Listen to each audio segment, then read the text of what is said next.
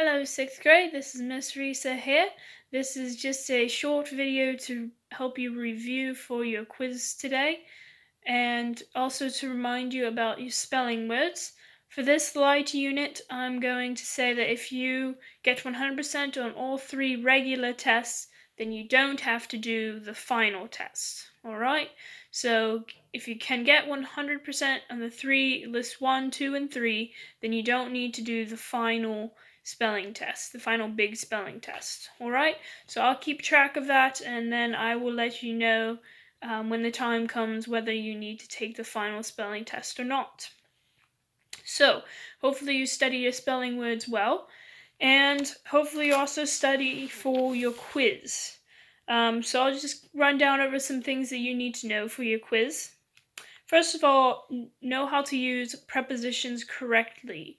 In the last light unit, we looked at some like amounts up to. That's incorrect. Instead, you should say amounts to. Alright, and we also looked at, trying to remember what the other one was. Oh yes, at about. That's incorrect. You either use at or use about, but don't use them together. Okay? You need to tell what the function of a word is in the sentence and what part of speech it is. And remember, function and part of speech are two different things, okay? So think of it like this. My hand is a part of my body, but my hand has different functions that it can do. So a noun is a part of speech, but a noun has different functions to be used in the sentence, okay? So remember that noun or that part of speech and structure function are two different things. So there are 8 parts of speech: noun, verb, adverb, adjective, pronoun, preposition, conjunction, and interjection. And the function of words that you'll probably be working mainly with is object to preposition, direct object, indirect object, predicate nominative, predicate adjective, subject, things like that. So remember the difference between function and part of speech. You also need to know the 12 singular indefinite pronouns, and we reviewed those yesterday when you learned about the plural indefinite pronouns. But you should have those memorized, the 12 singular indefinite pronouns.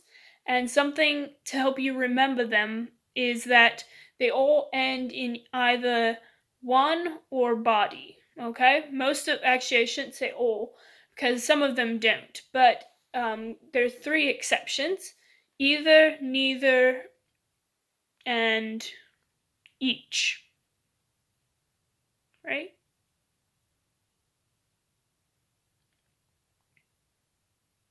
Anyway, I think it's each. Or one. I'm drawing a mind blank here. I need to be studying for this quiz as well. But anyway, so you need to know those 12 and how they're used in a sentence. And you also need to know what kind of verb a singular indefinite pronoun needs. And we also reviewed this yesterday.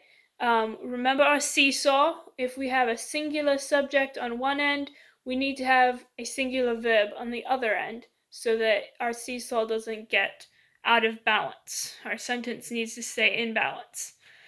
And last of all, you need to be able to identify and diagram adverb phrases. And remember that an adverb phrase is simply a prepositional phrase that's describing a verb.